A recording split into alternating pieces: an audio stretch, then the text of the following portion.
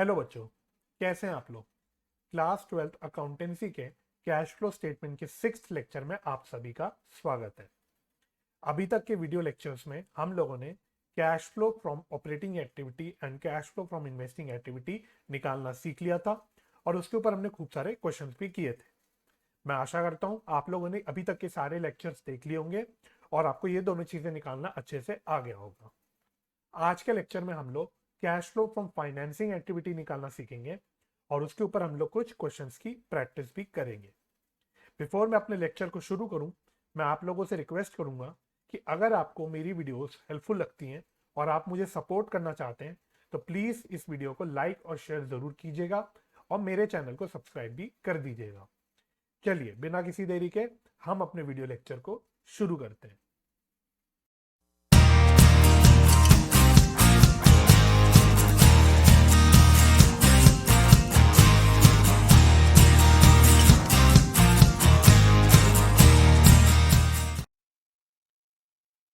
एक बार फिर से मैं आपको कैश फ्लो स्टेटमेंट के इस फॉर्मेट पे ले आया हूँ। ये फॉर्मेट का पीडीएफ वर्जन आप डाउनलोड कर सकते हैं, लिंक मैं नीचे डिस्क्रिप्शन पे छोड़ दूंगा। तो वैसे तो हम लोग फाइनेंसिंग एक्टिविटी क्या होती है, उसके क्या एग्जांपल्स बनते हैं, फर्स्ट लेक्चर में ऑलरेडी डिस्कस कर चुके हैं। फिर भी just for the purpose of recollection हम एक बार यहाँ पे नजर मार लेते हैं कि cash flow from financing activity के अंदर हम लोग क्या क्या चीजें डालते हैं। तो एक तो चीज हम जो डालते हैं वो होता है proceeds from issue of share या डिबेंचर। एक मिनट, एक हम डालते हैं proceeds from issue of shares and debentures, यानी अगर शेयर इशू करे या डिबेंचर्स इशू करे तो उससे जो पैसा मिला वो हम लोग यहाँ डालते हैं। और ध्यान रखना, अगर शेयर्स या डिबेंचर्स प्रीमियम पे शो हो रहे हैं तो जो प्रीमियम वाला पोर्शन होता है वो भी यहाँ पे आता है, क्योंकि प्रीमियम भी हमको at the end of the day cash में ही मिलता है, यानी कैश का इनफ्लो वहां पे भी होता है। तो अगर प्रीमियम भी है, मतलब प्रीमियम पे इशू हो रहे हैं शेयर्स या डिबेंचर्स, तो प्रीमियम वाला पोर्शन भी यहाँ पे आ जाएगा। Similarly proceeds from other long term borrowings, कोई और लोन हमने लिया, कोई बैंक का लोन लिया, कोई भी और लोन हमने अगर लिया है तो वो यहाँ पे आ जाएगा। इंक्रीज या decrease in bank overdraft and cash credit, ये चीज भी पहले हम डिस्कस कर चुके हैं कि बैंक ओवरड्राफ्ट और cash credit by nature finance से रिलेट करता है और उसको हम लोग फाइनेंसिंग एक्टिविटी में दिखाते हैं, तो उसकी इंक्रीज डिक्रीज भी हम लोग यहाँ पे दिखा देते हैं। पेमेंट ऑफ डिविडेंड, डिविडेंड अगर पे हो रहा है, चाहे वो फाइनल डिविडेंड हो चाहे वो इंटरिम डिविडेंड हो, दोनों भी डिविडेंड अगर पे हो रहे हैं तो यहाँ पे आ जाएंगे। और ध्यान रहे, डिविडेंड चाहे इक्विटी शेयर्स पे हो चाहे प्रेफरेंस शेयर्स पे हो, दोनों भी डिविडेंड यहाँ पे आ जाएंगे। Similarly payment of interest on debentures and loans, वो भी यहाँ पे आ जाएगा। रीपेमेंट ऑफ लोन्स यहाँ पे आ जाएगा। रिडेम्पशन ऑफ डिबेंचर्स, यहाँ पे प्रेफरेंस शेयर्स, वो भी आएगा यहाँ पे। और ध्यान देना, यहाँ पे भी अगर डिबेंचर्स या प्रेफरेंस शेयर्स प्रीमियम पे रिडीम हो रहे हैं तो प्रीमियम वाला पोर्शन भी यहाँ पे आ जाएगा। Payment of share issue expenses या फिर अंडरराइटिंग कमीशन, ये भी फाइनेंस से ही रिलेट करते हैं, कैपिटल रेस करने से रिलेट करते हैं। तो ये सारी चीजें भी आपकी फाइनेंसिंग एक्टिविटी से रिलेट होती हैं, तो ये भी आपका यहाँ पे आ जाएगा। तो अगर आपके क्वेश्चन में पेमेंट दे रखा है ऑफ शेयर इशू एक्सपेंसेस या अंडरराइटिंग कमीशन, तो वो भी हम लोग फाइनेंसिंग एक्टिविटी मिलेंगे, और पेमेंट है तो ये आउटफ्लो में आ जाएगा। Similarly payment of buyback of shares, payment of buyback of shares, तो यहाँ पे भी कैश का आउटफ्लो हो रहा है और ये शेयर्स शेयर कैपिटल से रिलेट कर रहा है, फाइनेंस से रिलेट कर रहा है, तो वो भी यहाँ पे आ जाएगा। और ध्यान रखना, ये चीज भी हम ऑलरेडी डिस्कस कर चुके हैं, लेकिन payment of buyback of shares एक एक्स्ट्रा ऑर्डिनरी आइटम होता है। तो मोटी मोटी ये चीजें आ जाती हैं आपकी, और फाइनली आप cash flow from financing activity या cash used in financing activity निकाल लेते हो। अगर नेट में प्लस में आ रही फिगर तो वो नेट का इनफ्लो है, that is cash flow from financing activity. अगर नेट की फिगर माइनस में आ रही है तो वो नेट में आउटफ्लो है, तो उसको हम बोल देते हैं cash used in financing activity. तो इस प्रकार से हम लोग cash flow from financing activity की कैलकुलेशन करते हैं। तो कॉन्सेप्चुअली यहाँ पे कोई ऐसे कोई खास कुछ है नहीं, सारी मोटी मोटी एग्जांपल्स है, सारी आइटम्स है कि क्या क्या आती हैं, ये आपको पता होनी चाहिए। तो अगर आपने फर्स्ट लेक्चर ध्यान से पढ़ लिया होगा, रिवाइज कर लिया होगा, तो ये चीजें आपको ऑलरेडी क्लियर होंगी। तो चलिए अब बिना किसी देरी के हम लोग अपने क्वेश्चंस की ओर उतर आते हैं। तो सबसे पहले हम लोग करेंगे question number 33 on page number 5.103। तो आप लोग अपनी किताब खोल लीजिए, रजिस्टर वगैरह खोल लीजिए, और मैं भी आपके सामने क्वेश्चन खोल लेता हूं और इस पर हम लोग क्वेश्चन पढ़ लेते हैं। चलिए, तो मैंने सबसे पहले आपके सामने क्वेश्चन खोल दिया है।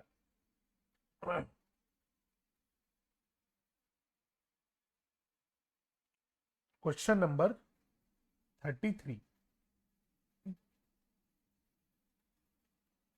Question number 33, from the following information calculate cash flow from financing activity. तो एक तो आपको फिगर्स दे रखी है 31 मार्च 2021 की, और एक दे रखी है 31 मार्च 2020 की। तो 2020 की ओपनिंग फिगर्स हो गई और 2021 की क्लोजिंग फिगर्स हो गई। तो आपको क्या क्या चीजें दे रखी है एक बार देख लेते हैं। एक तो आपको दे रखा है इक्विटी शेयर कैपिटल, फिर आपको सिक्योरिटीज प्रीमियम रिजर्व दे रखा है। तो आप देखो इक्विटी शेयर कैपिटल 9 लाख से बढ़ के 10 लाख हो रहा है, यानी 1 लाख रुपए से बढ़ रहा है। तो 1 लाख रुपए से क्यों बढ़ रहा होगा, हम लोग 1 लाख रुपए की शेयर इशू कर रहे होंगे, तो हमें 1 लाख रुपए का इनफ्लो हो रहा होगा। फिर सिक्योरिटीज प्रीमियम रिजर्व भी आप देखोगे तो 2.5 लाख से 2,60,000 हो रहा है, यानी 10,000 से बढ़ रहा है। दैट मीन्स जो हमने शेयर इशू करे होंगे वो प्रीमियम पे इशू करे होंगे, तो 10,000 से मेरा प्रीमियम भी बढ़ रहा है। 12% डिबेंचर्स आपको दे रखे हैं, और ध्यान देना यहाँ पे जब भी रेट दे दे तो थोड़ा सा केयरफुल हो जाना। हालांकि इस क्वेश्चन में एडिशनल इंफॉर्मेशन देखोगे तो उसने खुद ही बोल दिया है इंटरेस्ट पेड ऑन डिबेंचर्स ₹18,000। तो उसने खुद ही निकाल के दे दिया, इंटरेस्ट हमने पे किया 18,000 रुपए का। तो यहाँ पे आपको इस रेट को यूज करने की जरूरत नहीं है, लेकिन अगर क्वेश्चन में रेट दे रखा हो तो आपको थोड़ा सा केयरफुल रहना है। चलो, तो छोटा सा क्वेश्चन है, जल्दी से इसको कर लेते हैं। तो cash flow from, sorry, financing activity में इन्वेस्टिंग एक्टिविटी निकलने लिखने लग गया। तो हमको निकालना है cash flow from financing activity. तो cash flow from financing activity निकालने के बड़े छोटे छोटे से ही क्वेश्चंस होंगे, इसमें ज्यादा काम आपको करना नहीं होगा, तो फटाफट से कर लेते हैं। तो सबसे पहले शेयर कैपिटल बढ़ रही है, तो हम लिखेंगे proceeds from issue of shares. तो ये 1 लाख रुपए से बढ़ रहा है और ये इनफ्लो है, तो मैं प्लस में लिख रहा हूं, ठीक है। बल्कि आप लोग जब प्रीमियम का केस हो तो एक काम करना, प्रीमियम यहीं पे चिपका के चल देना, है ना। तो यहां लिख लेना इंक्लूडिंग, इंक्लूडिंग प्रीमियम रिसीव्ड, है ना। तो 1 लाख रुपए से हमारा शेयर कैपिटल बढ़ा और 10,000 रुपीज से मेरा प्रीमियम बढ़ा, तो टोटल आ जाएगा मेरा 1,10,000। फिर आपको दे रखा है 12% डिबेंचर्स, तो भैया देखोगे तो डिबेंचर्स कम हो रहे हैं, तो यानी हमने डिबेंचर्स रिडीम करे होंगे, रीपे करे होंगे। तो रिडेम्पशन, या फिर पूरा लिखेंगे, एग्जाम में हमें कैसे लिखना है, पूरा लिखेंगे।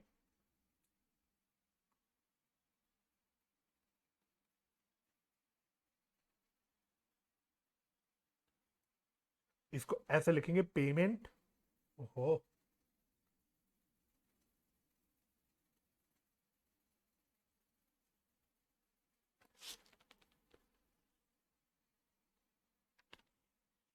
इसको हम लिखेंगे payment for redemption of debentures.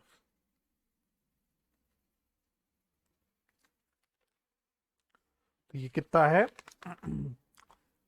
कितने रुपए से कम हो रहा है, 50,000 तो हम इसको माइनस में 50,000 लिख लेंगे। और नीचे आपको दे रखा है payment of interest on debentures. तो कितना इंटरेस्ट पे किया हमने, 18,000 का। बस इतनी चीजें, तो यहां पे आ जाएगा मेरा cash flow from financing activity. तो ये कितना आएगा, 1,10,000 माइनस 50 तो 60 होता है, माइनस 18,000, तो ये 42,000 आएगा। तो this will come out to be 42,000। बस, तो ये तो खैर पहला क्वेश्चन था, तो बिल्कुल बच्चों वाला क्वेश्चन कराया, छोटा सा। इसके बाद हम लोग थोड़े अच्छे अच्छे क्वेश्चन करेंगे, दिमाग लगाने वाले। चलिए, अब हम लोग, आई बिलीव ये क्वेश्चन तो क्लियर हो ही गया होगा। अब हम लोग नेक्स्ट क्वेश्चन की ओर बढ़ते हैं। तो नेक्स्ट क्वेश्चन हमें करना है क्वेश्चन नंबर 34।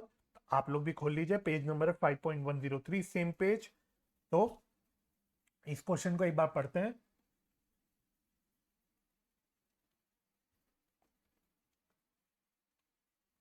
क्वेश्चन नंबर 34, इसको इंपॉर्टेंट मार्क कर लेना।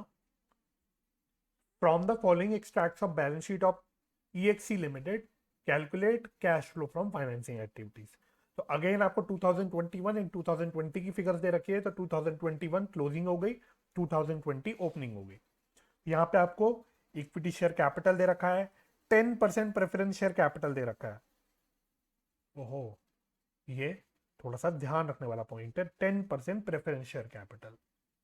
फिर आपको सिक्योरिटीज प्रीमियम रिजर्व दे रखा है, 12% डिबेंचर्स दे रखा है, यहाँ पे भी 12% रेट इंपॉर्टेंट हो गया।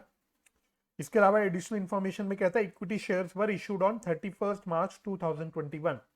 ये इंफॉर्मेशन क्यों दे रखी है अभी मैं बताऊंगा आपको, इसका सेकंड पॉइंट से रिलेशन है। तो कहता है सेकंड में interim dividend on equity shares were paid at 15%, है ना। तो इंटरिम डिविडेंड और फाइनल डिविडेंड का पूरा कॉन्सेप्ट मैं ऑलरेडी एक्सप्लेन कर चुका हूं अपने प्रीवियस लेक्चर्स में। तो अगर आपको ध्यान में नहीं है, याद नहीं है या भूल गए हो, तो एक बार उसको दोबारा से चेक कर लेना। आई थिंक सेकेंड लेक्चर में मैंने डिस्कस किया था, तो आप एक बार लेक्चर नंबर 2 चेक कर लेना। तो इंटरिम डिविडेंड कहता है 15%, यानी साल के बीच में हमने कुछ डिविडेंड पे कर दिया 15%। अब उसने ऊपर वो इंफॉर्मेशन दे रखी, equity shares were issued on 31 मार्च 2021, यानी साल के लास्ट डेट पे हमने इक्विटी शेयर्स इशू करे नए, है ना। तो ये इंफॉर्मेशन आपको क्यों दे रखी है, तो कहीं ना कहीं आपको दिमाग लगाना है, आपको ये समझना है कि भाई हमने साल के बीच में इंटरिम डिविडेंड पे किया। अब सवाल उठा कि जो 15% का डिविडेंड पे किया हमने, ये 4 लाख पे किया यानी ओपनिंग वाले पे, या 5,25,000 पे यानी क्लोजिंग वाले पे। तो यहाँ पे आपको लॉजिकली सोचना है, जब नए शेयर्स हमने इशू ही लास्ट डेट पे करे, तो इंटरिम डिविडेंड तो हमने साल के बीच में पे किया, यानी साल की लास्ट डेट से पहले ही पे किया होगा। साल की लास्ट डेट से पहले हमारा साल के बीच में डेट जो फिगर्स चल रही थी हमारी, या इक्विटी शेयर कैपिटल हमारी चल रही थी, वो 4 लाख की थी। तो यानी कि कहीं ना कहीं हमने ये 15% का इंटरिम डिविडेंड पे किया होगा, ये इस वाली फिगर पे किया होगा, क्योंकि जो फ्रेश कैपिटल इशू हुआ वो तो साल के लास्ट डेट पे इशू हुआ। तो इसलिए आपको ये इंफॉर्मेशन दे रखी है। तो इसलिए मैं आपको बार बार कहता हूं, मैंने पहले भी बात बोली है कि कैश फ्लो स्टेटमेंट ऐसा चैप्टर है जो आप रट के नहीं कर सकते, आपको लॉजिकली कॉन्सेप्चुअली सोच के ही करना पड़ेगा। जहां आप चीजों को रटने चले गए वहां फंस जाओगे। जहां अगर आपने रटी हुई चीजों करी होती है, जो रटने वाले लोग होते हैं वो फंस जाते हैं। आपको लॉजिकली सोचना है, कहानी, इसको कहानी की तरह सोचना है ना। अपने आंख बंद करके कहानी की तरह सोचोगे तो सारी चीजें लिंक होगी। अगर रट के करोगे तो बिल्कुल भूल जाओगे, कंफ्यूज हो जाओगे। तो इसलिए आपको ये फर्स्ट 2 पॉइंट्स आपको एक साथ लेके चलने। सिमिलरली थर्ड पॉइंट पढ़ो, preference shares were redeemed on कौन सी डेट, 31 मार्च 2021। अगेन साल की लास्ट डेट पे हमने प्रेफरेंस शेयर्स को रिडीम करा at a premium of 5%, 5% premium पे रिडीम करा। Premium paid was debited to statement of profit and loss. ठीक है, ये इन्फॉर्मेशन उतनी काम की है नहीं हमारे लिए, तो ध्यान रखना। अगेन हमने प्रेफरेंस शेयर्स को लास्ट डेट पे रिडीम करा है और प्रीमियम हमने 5% का पे किया। अब एक कॉन्सेप्ट होता है प्रेफरेंस शेयर्स में, आपको याद होगा कि प्रेफरेंस शेयर होल्डर्स को इक्विटी शेयर होल्डर्स से पहले डिविडेंड मिलता है। इन अदर वर्ड्स, अगर इक्विटी शेयर होल्डर्स को डिविडेंड मिल रहा है तो प्रेफरेंस शेयर होल्डर्स को डिविडेंड मिलना ही चाहिए। अब इस क्वेश्चन में साल के बीच में इंटरिम डिविडेंड हम इक्विटी शेयर होल्डर्स को दे चुके, दैट मींस हमें अब प्रेफरेंस शेयर होल्डर्स को भी कुछ डिविडेंड देना पड़ेगा। ठीक है, ये कॉन्सेप्ट है। अब डिविडेंड कितने रेट पे मिलेगा, 10% पे मिलेगा। अब अगेन सवाल वही उठता है कि डिविडेंड 5.5 लाख रुपए पे हम कैलकुलेट करेंगे कि 4 लाख पे करेंगे। अब रट्टू तोते लोग अपना रट्टा रट्टा जो भी फंडा लगाने लग जाएंगे। हम कॉन्सेप्चुअली सोचेंगे, हमने कॉन्सेप्चुअली क्या सीखा था। अब देखो, सबसे पहली बात जो एक कंफ्यूजन बहुत बच्चों का आता है, जब हम इंटरिम डिविडेंड की बात करते हैं तो वो सिर्फ प्रेफरेंस शेयर होल्डर्स के लिए अप्लाई होता है, सॉरी वो सिर्फ इक्विटी शेयर होल्डर्स के लिए अप्लाई होता है। प्रेफरेंस शेयर होल्डर्स को कोई भी इंटरिम डिविडेंड नहीं मिलता, क्योंकि उनको तो फिक्स डिविडेंड साल का मिलता है।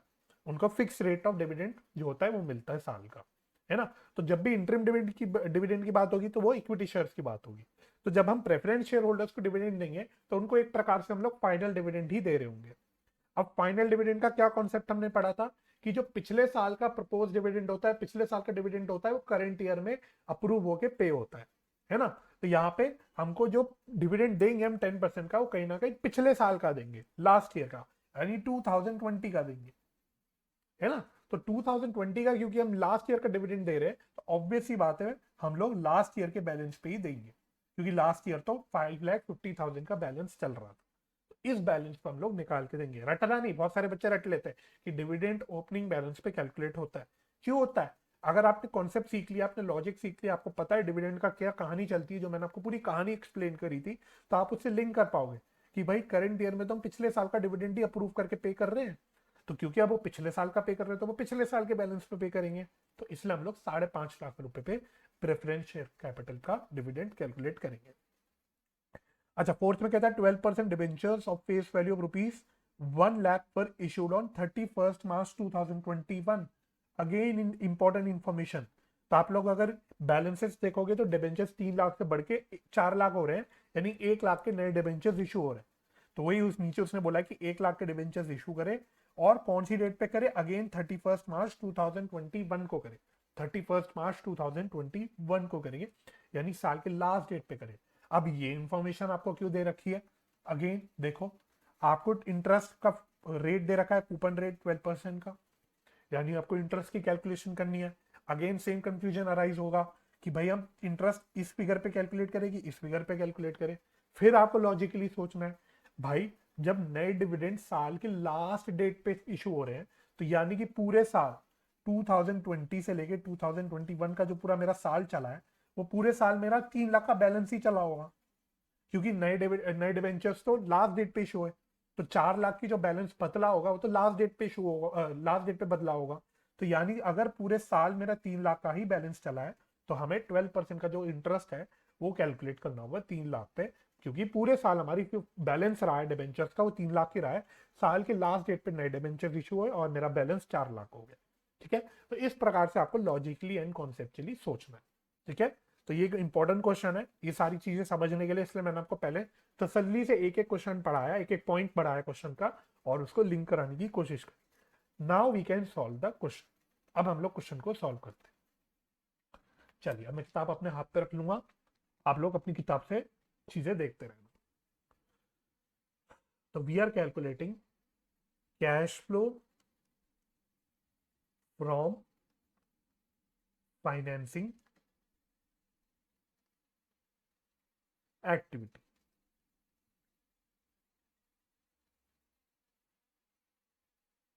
चलिए, तो सबसे पहले हम लिखेंगे, शेयर कैपिटल से शुरू कर लो, सबसे easy. Proceeds from issue of equity share capital. अब इस क्वेश्चन में एक चीज और ध्यान देना, एक चीज मैं पॉइंट कराना भूल गया। क्वेश्चन ने लिखा था डिबेंचर्स 12% डिबेंचर्स पर इशूड एट फेस वैल्यू, यानी कि डिबेंचर जो इशू हुए हैं वो एट पार इशू हुए हैं। दिस मींस कि डिबेंचर इशू हुए हैं एट पार। प्रेफरेंस शेयर्स तो रिडीम हो रहे हैं, इशू ही नहीं हो रहे, तो उसकी बात खत्म हो गई। अब इक्विटी शेयर्स भी इशू हो रहे हैं साल के दौरान, और अगर आप सिक्योरिटीज प्रीमियम रिजर्व देखोगे तो ये भी बढ़ रहा है, 1 लाख से बढ़ के 2,25,000 हो रहा है। अब सवाल उठा कि प्रीमियम जो है ये किस वजह से बढ़ रहा होगा? क्या premium equity share capital issue हो रहे हैं उसकी वजह से बढ़ रहा होगा, या डिबेंचर इशू हो रहे हैं उसकी वजह से बढ़ रहा होगा? तो क्वेश्चन ने यहाँ पे क्लियरली लिख दिया है कि डिबेंचर्स तो पार पे इशू हुए हैं। दैट मीन्स जो प्रीमियम हमारा बढ़ रहा है, जो प्रीमियम हमें रिसीव हो रहा है, वो हमें इक्विटी शेयर कैपिटल इशू पे हो रहा होगा। दैट मीन्स जो इक्विटी शेयर इशू हुए हैं साल के दौरान वो प्रीमियम पे इशू हुए होंगे। ठीक है, तो इस प्रकार से सारी चीजों को आपको लिंक करना है। चलो, तो proceed from issue of equity share capital including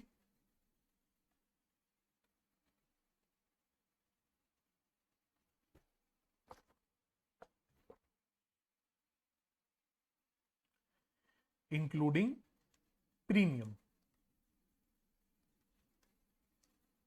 तो यहां ब्रैकेट में लिख लेते हैं, इक्विटी शेयर कैपिटल कितने रुपए से बढ़ रहे हैं? 1,25,000 से, तो 1,25,000 प्लस प्रीमियम कितने रुपए से बढ़ रहा है? ये भी 1,25,000 से बढ़ रहा है, तो दिस इज ऑल्सो ₹1,25,000। तो टोटल आ गया 2.5 लाख।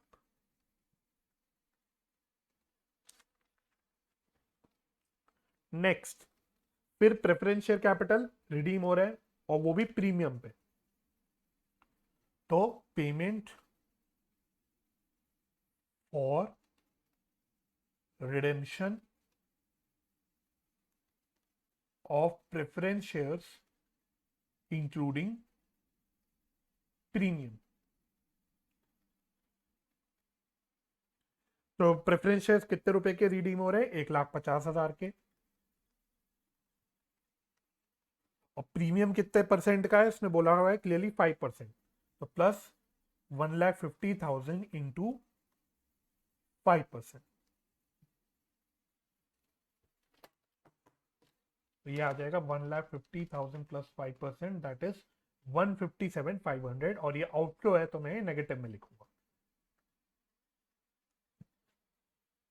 चलो नेक्स्ट, सिक्योरिटीज प्रीमियम रिजर्व तो हम कर चुके। 12% डिबेंचर्स, तो ये हो जाएगा proceeds from issue of 12% debentures. तो ये कितने रुपए के इशू हो रहे हैं? 1,00,000 के। इनफ्लो है तो मैं इसे प्लस में लिखूंगा, पॉजिटिव में लिखूंगा, 1,00,000। अब एक एक करके सारी नीचे की चीजें भी लेना शुरू कर देते हैं। तो सबसे पहले इंटरिम डिविडेंड पेड, ठीक है।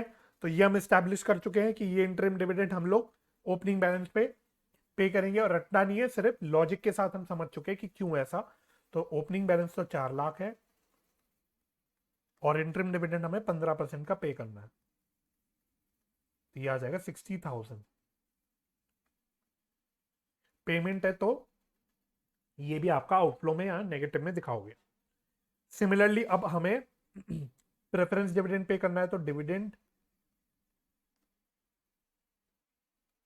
पेड ऑन प्रेफरेंस शेयर, तो यहां भी हम ओपनिंग बैलेंस पे दे रहे हैं 5.5 लाख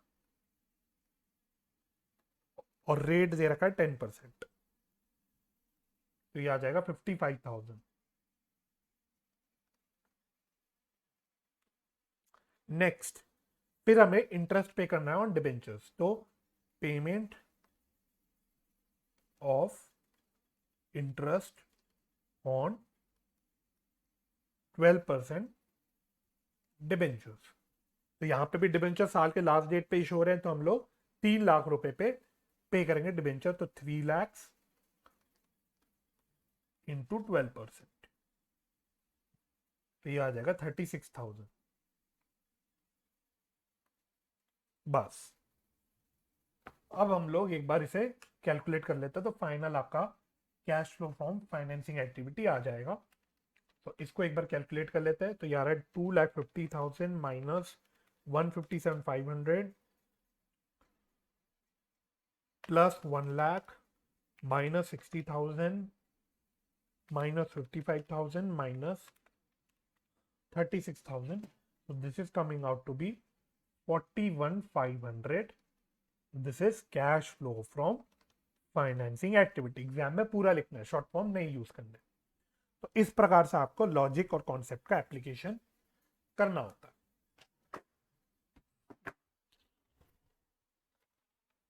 चलिए अब हम लोग नेक्स्ट क्वेश्चन की ओर बढ़ते हैं। नेक्स्ट क्वेश्चन हमें करना है question number 35 on page number 5.103, same page है। तो फटाफट से पढ़ लेते हैं क्वेश्चन क्या कहता है। Question number 35,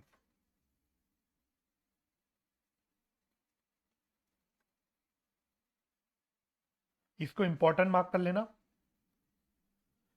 from the following information calculate cash flow from investing and financing activities. यानी इस क्वेश्चन में आपको इन्वेस्टिंग एक्टिविटी भी निकालना है और फाइनेंसिंग एक्टिविटी भी निकालना है।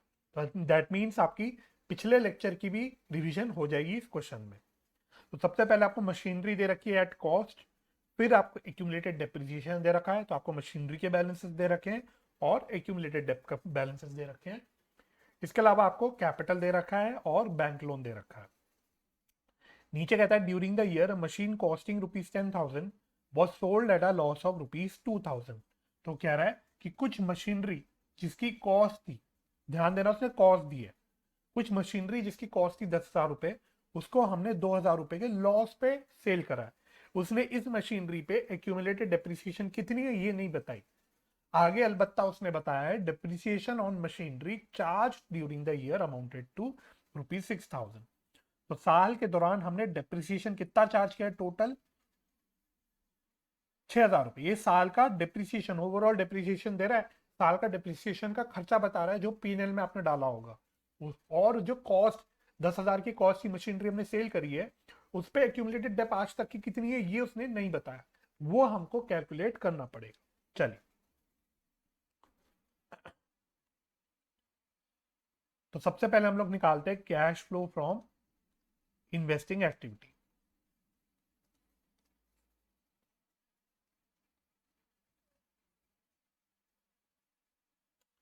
तो इसमें हम लोग क्या करेंगे, सबसे पहले तो हमको मशीनरी वगैरह के अकाउंट्स बनाने पड़ेंगे। तो क्या करूं, मैं इसको साइड में बना देता हूं।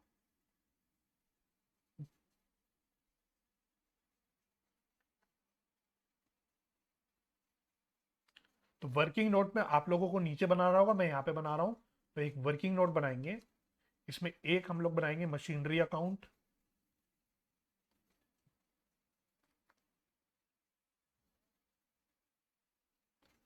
एक बनाएंगे हम लोग accumulated Depp account.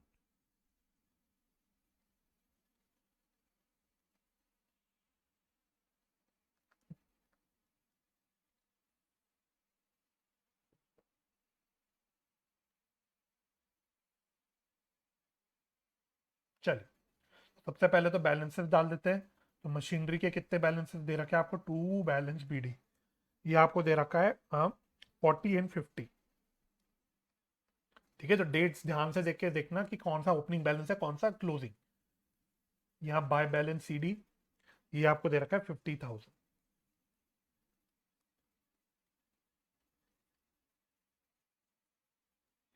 Similarly accumulated Depp का ले लो बैलेंस बाय बैलेंस बीडी, ये आपको दे रखा है 10,000। और क्लोजिंग बैलेंस दे रखा है 2 बैलेंस सीडी, ये दे रखा है 12,000। अब उसने बोला कि कुछ मशीनरी हमने 2,000 रुपए के लॉस में बेची। तो लॉस तो मुझे पता है, तो मैं यहां डाल देता हूं by loss on sale 2,000। Depreciation on machinery charge during the year amounted to ₹6,000। तो साल का जो डेप्रिसिएशन का खर्चा होता है वो हम यहाँ पे डाल देते हैं। तो बाय स्टेटमेंट ऑफ पीएनएल, तो साल का डेप्रिसिएशन का खर्चा हो गया 6,000।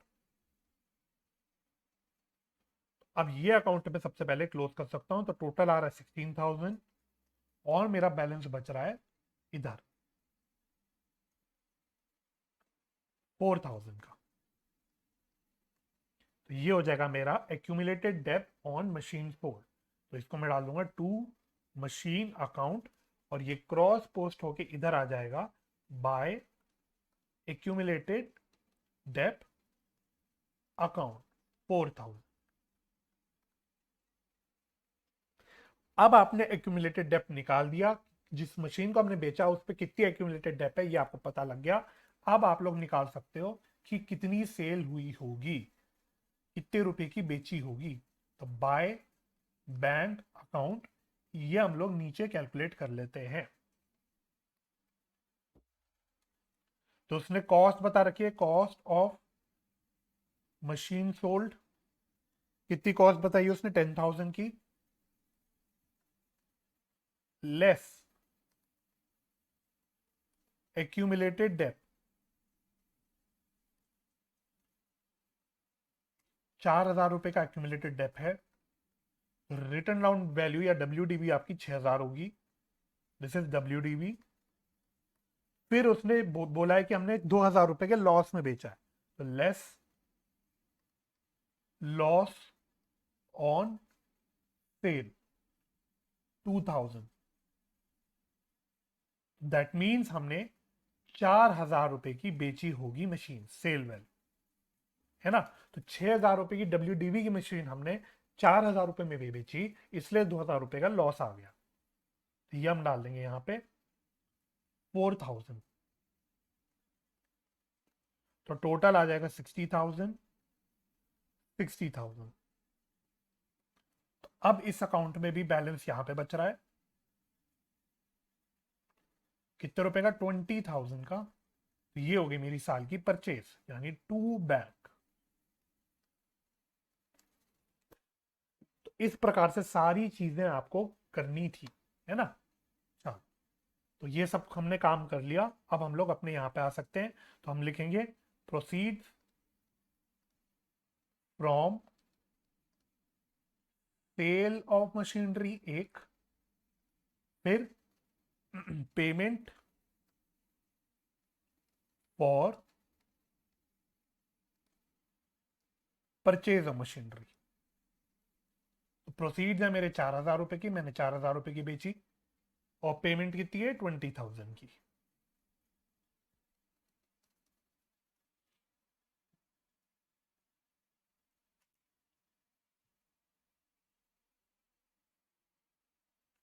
तो ये मेरा नेगेटिव में 16,000 आ रहा है। तो this is my cash used in investing activity. ये तो आपका लास्ट लेक्चर का काम था, cash flow from investing activity निकालने का। अब हमें आज के लेक्चर का काम करना है cash flow from financing activity निकालना। तो ये भी छोटा सा ही काम है, ज्यादा इसमें कुछ करना नहीं है, फटाफट से कर लेते हैं। दो चीज आए इसमें। एक तो देखो आपका कैपिटल बढ़ के 30,000 से बढ़ के 35,000 हो रहा है। तो proceeds from issue of share capital 5,000। फिर बैंक लोन आपके 10,000 से कम हो कि जीरो हो रहे, दैट मीन ये रीपे हुए होंगे। तो पेमेंट या repayment, repayment of bank loan 10,000। तो ये नेगेटिव में 5,000 आ रहा है। तो this is cash used in financing activity. बस इस प्रकार से आपको काम करना होता है। तो आई बिलीव ये क्वेश्चन भी आपको क्लियर हो गया होगा, समझ आ गया होगा। Now let us move on to the next question. अब हमें लास्ट क्वेश्चन करना है आज के लेक्चर का, question number 38 on page number 5.05। तो आप लोग खोल लीजिए, मैं भी आपके सामने क्वेश्चन खोल लेता हूं।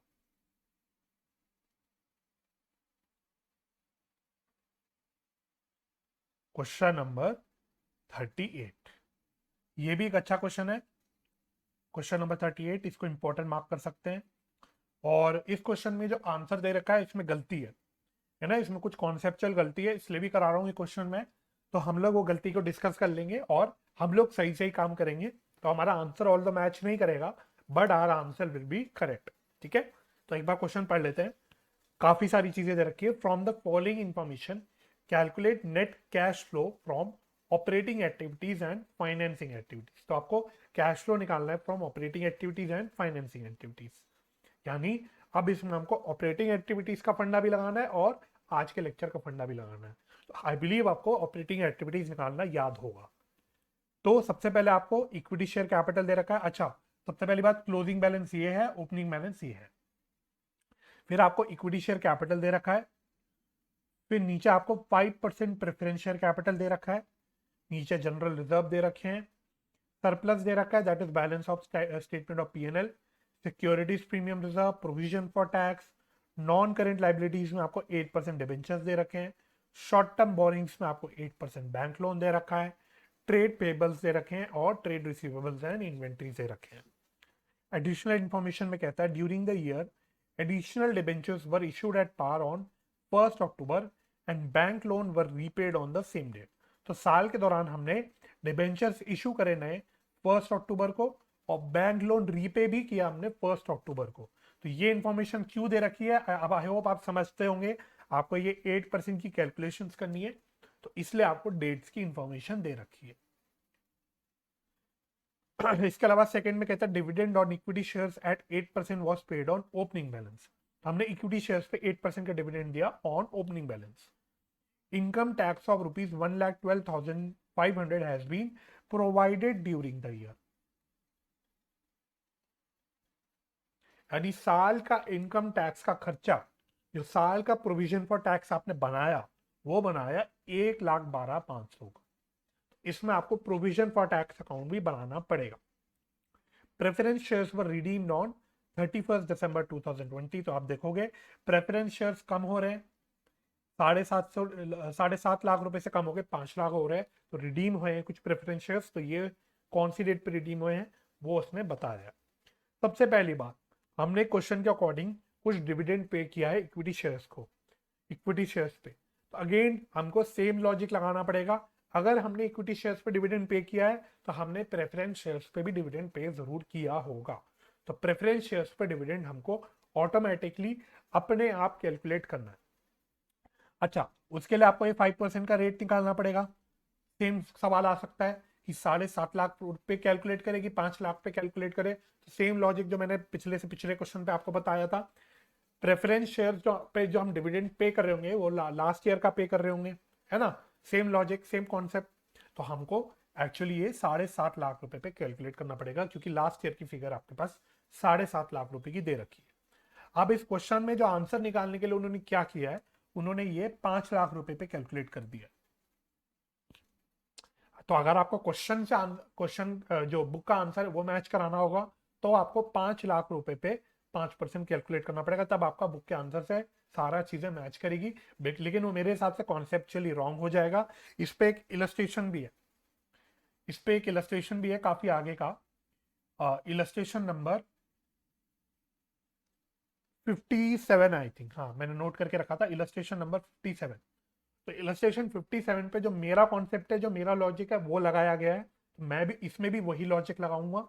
मैं 7.5 लाख रुपए पे डिविडेंड कैलकुलेट करूंगा प्रेफरेंस शेयर होल्डर्स का। लॉजिक सिंपल है भाई।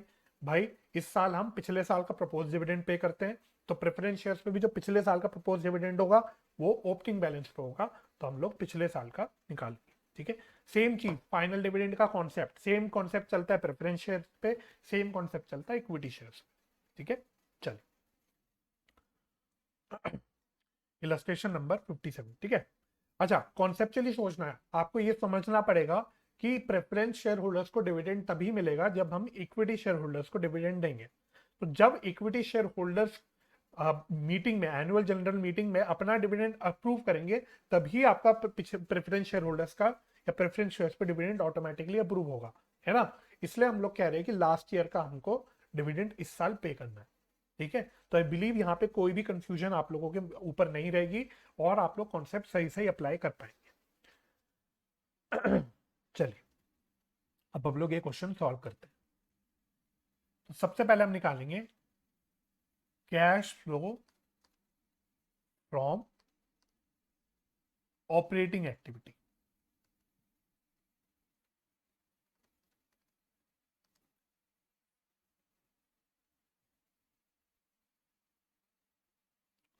तो सबसे पहले हम करें लेंगे net profit after tax, that is difference in surplus. तो ये कितना है, अगर आप अपनी क्वेश्चन में देखोगे तो सरप्लस जो आपको दे रखा है फोर्थ आइटम में, ये 3.5 लाख रुपए का लॉस था। मैं निकाल लेता हूँ यहाँ पे, यहाँ भी बच्चे कंफ्यूज हो सकते हैं। तो करंट ईयर की फिगर है 3,75,000, फिर माइनस हम करते हैं पिछले साल की फिगर, लेकिन जो पिछले साल की फिगर है वो लॉस है, वो माइनस में ही है। तो -3,50,000। तो दैट मीन्स इन नेट में हमको प्लस हो जा करना पड़ेगा। तो 3,75,000 प्लस 3,50,000, तो ये आ रहा है 7,25,000।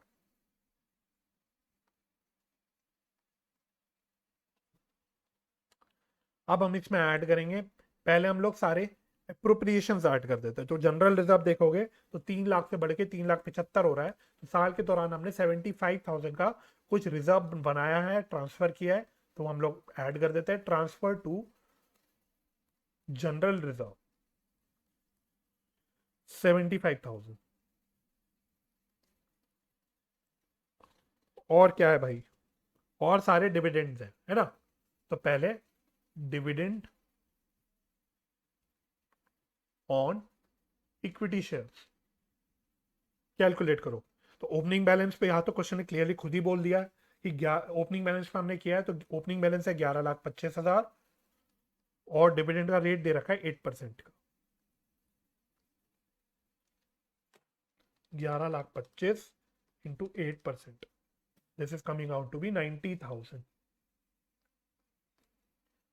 फिर डिविडेंड ऑन प्रेफरेंस शेयर, तो यहाँ हम लोग थोड़ा बुक के आंसर से, बुक के सोल्यूशन से अलग हो जाएंगे, हम लोग ओपनिंग बैलेंस पे निकालेंगे। तो 7,50,000 इंटू 5%,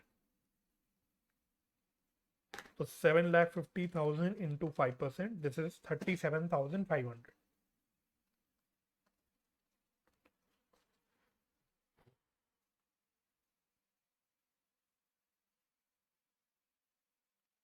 फिर हमें लेना है provision for tax current year का, यानी करंट ईयर में कितना प्रोविजन हमने बनाया, तो वो थर्ड पॉइंट में बता रखा है 1,12,500। तो एक बार मैं देख लेता हूँ और कोई चीज तो नहीं बच रही, आई डोंट थिंक और कोई चीज बच रही है। तो अब इस सारी चीजों का आप टोटल कर लो और बाहर लिख लो। तो ये आ रहा है 75,000 प्लस 90,000 प्लस 37,500 प्लस 112,500, तो ये आ रहा है 3,15,000। ये आ जाएगा मेरा net profit before tax and extraordinary item. तो 3,15,000 प्लस 7,25,000, तो this is coming out to be 10,40,000।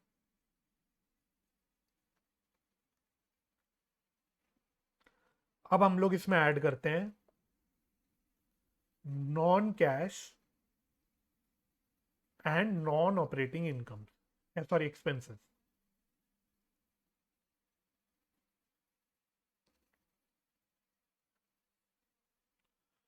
तो भाई non cash and non operating expenses में क्या क्या है इसमें, तो मेरे ख्याल से एक तो है इंटरेस्ट ऑन डिबेंचर्स और एक है इंटरेस्ट ऑन बैंक लोन। तो सबसे पहले हम निकाल लेते हैं इंटरेस्ट ऑन डिबेंचर्स। तो ये भी कैलकुलेशन करनी पड़ेगी हमको। अब देखो डिबेंचर्स कब नए इशू हो रहे हैं, additional debentures were issued on 1 अक्टूबर, यानी बिल्कुल साल के बीच में, है ना। तो ओपनिंग बैलेंस है मेरा डिबेंचर्स का 375 और क्लोजिंग है 6,50,000, यानी 6 महीने तो हमें 375 पे देना पड़ेगा इंटरेस्ट, और बचे हुए 6 महीने हमें 6.5 लाख पे देना पड़ेगा, क्योंकि नए डिबेंचर्स बिल्कुल 6 महीने बाद इशू हो रहे हैं, यानी 1 अक्टूबर को इशू हो रहे हैं। तो 3,75,000 पे हम लोग 6 महीने का देंगे, तो इंटू 8% इंटू 6/12 प्लस 6.5 लाख पे हम लोग बचे हुए 6 महीने का देंगे, 6,50,000 इंटू 8% इंटू 6/12। तो भाई कितना आ रहा है ये, तो 375 इंटू 8% डिवाइडेड बाय 2 और 6,50,000 इंटू 8% डिवाइडेड बाय 2, 26,000 प्लस, तो ये आ रहा है 41,000।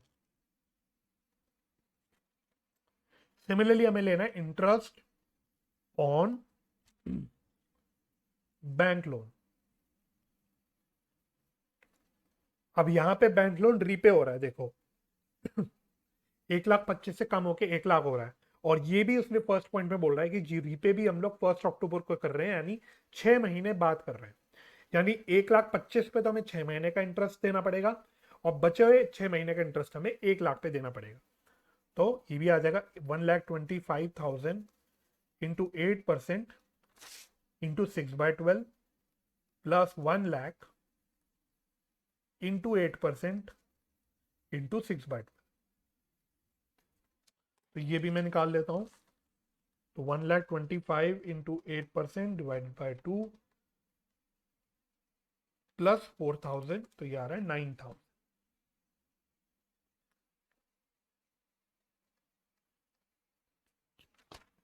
और इसका टोटल आ रहा है 50,000।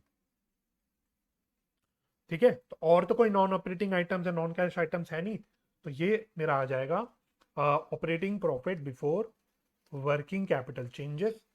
तो ये आ रहा था 10,40,000, ये आ जाएगा 10,90,000। 10,40,000 प्लस 50 दैट इज 10,90,000। अब हम लोग इसमें वर्किंग कैपिटल की चेंजेस का एडजस्टमेंट करेंगे। तो वर्किंग कैपिटल के लिए आपको current liabilities and current assets लेने हैं, तो दो ही चीजें, एक ट्रेड पेबल्स और एक ट्रेड रिसीवेबल्स एंड इन्वेंट्री। अब एक बच्चे का या एक आध बच्चों का डाउट आ जाता है कि सर शॉर्ट टर्म बोरिंग्स भी तो करंट लाइबिलिटी है, तो उसका हम लोग यहाँ पे एडजस्टमेंट क्यों नहीं करते। ये ऑल्दो मैं ऑलरेडी 2 बार एक्सप्लेन कर चुका हूँ।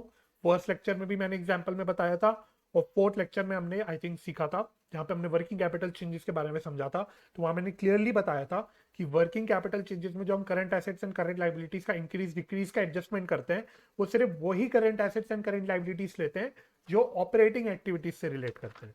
अब शॉर्ट टर्म बोरोइंग्स आपका फाइनेंसिंग एक्टिविटी का आइटम है, इसलिए यहाँ पे हम लोग नहीं लेते।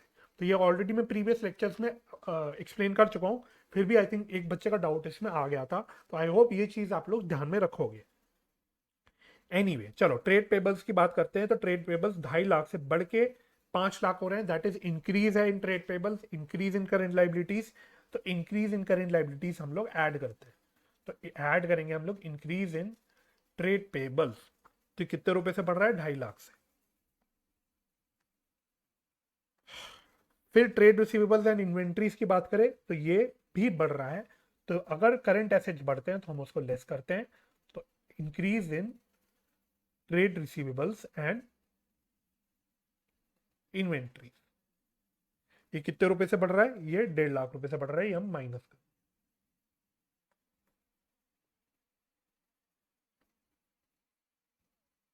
तो ये आ रहा है कितना, 10,90,000 प्लस नेट में 1 lakh, that is 11,90,000। This is cash generated from operation.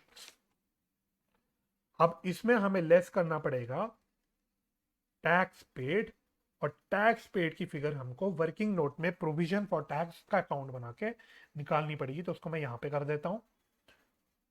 तो वर्किंग नोट में हम आते हैं और इसमें एक हम बनाते हैं प्रोविजन फॉर टैक्स अकाउंट।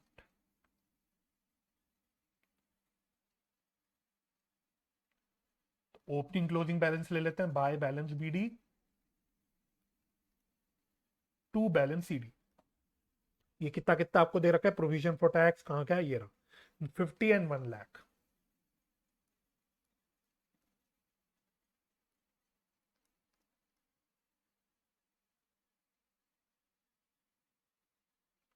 अच्छा, साल के दौरान हमने कितना प्रोविजन बनाया है, ये आपको दे रखा है क्वेश्चन में। ये हमने बनाया 1,12,500 का। तो टोटल आ गया 162,500, 162,500। बैलेंसिंग फिगर मेरा इधर बच गया 62,500 का। तो this will be my tax paid to bank. तो ये हमको वहां पे लेना पड़ेगा।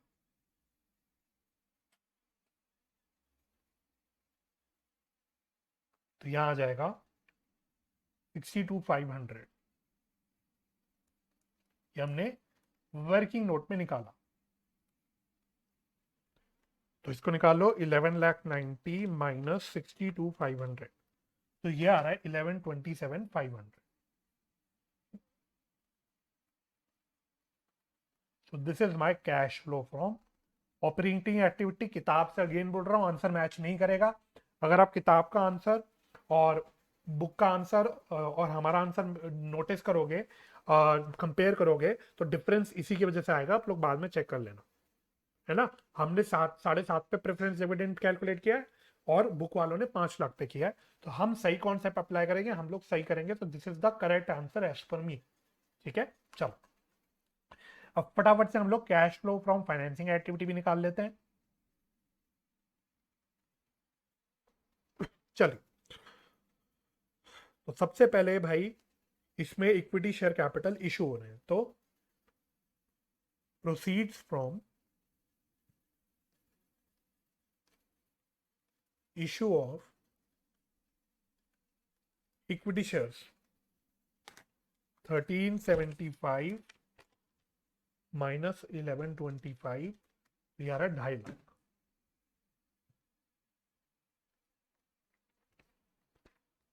और प्रेफरेंस शेयर कैपिटल रिडीम हो रहे हैं तो पेमेंट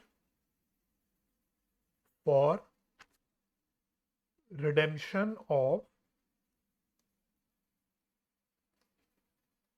प्रेफरेंस शेयर, तो कितने रिडीम हो रहे हैं? ये भी 2.5 लाख से रिडीम हो रहे हैं, तो दिस इज माइनस 2,50,000। अच्छा, I think securities premium reserve बढ़ रहा था 25,000 का यहाँ पे, तो कोई बात नहीं, हम लोग लिख लेते हैं, अलग से ही लिख लेते हैं,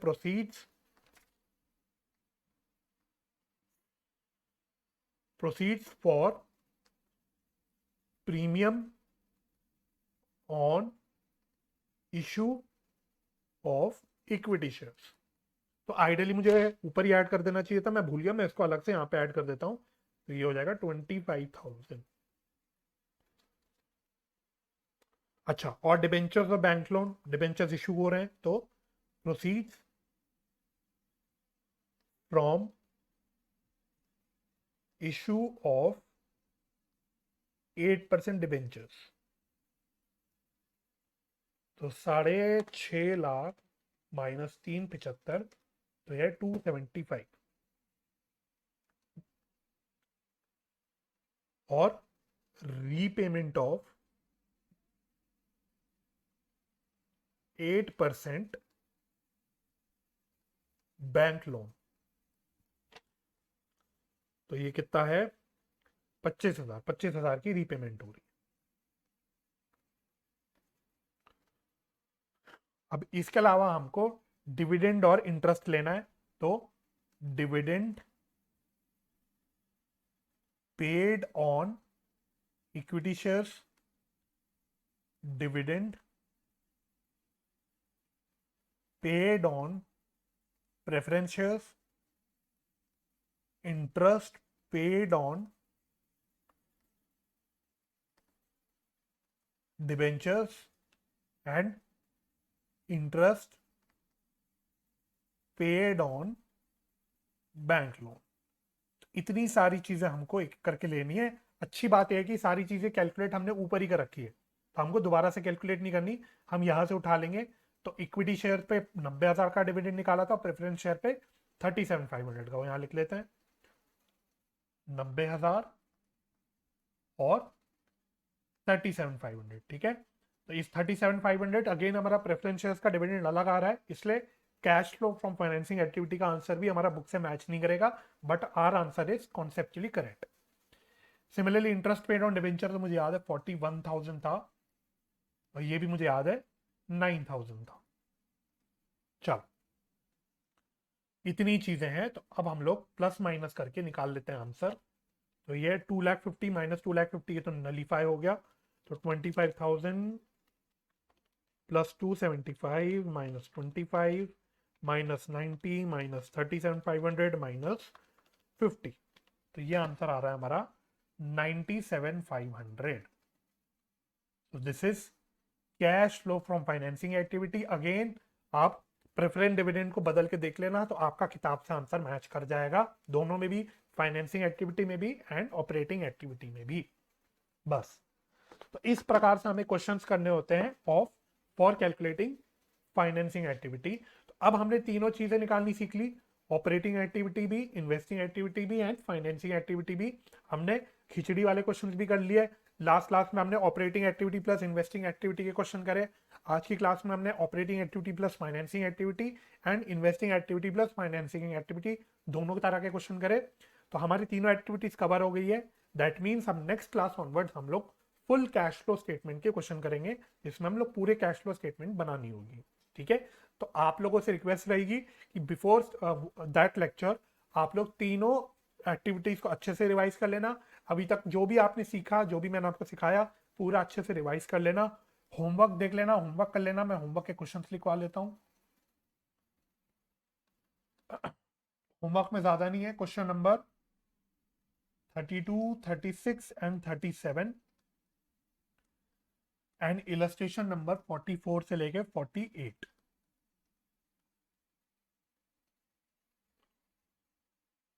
ठीक है। ये आप लोग कर लेना।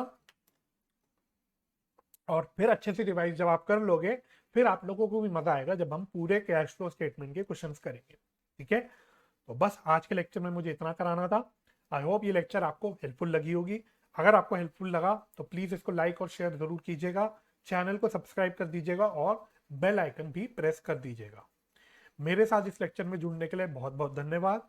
अपना ख्याल रखें, अपने परिवार का ख्याल रखें, हंसी खुशी रहें, एक दूसरे की मदद करते रहें और पॉजिटिव माइंडसेट से पढ़ाई करते रहें। हम लोग मिलेंगे कैश फ्लो स्टेटमेंट के नेक्स्ट लेक्चर में। तब तक के लिए bye bye and take care.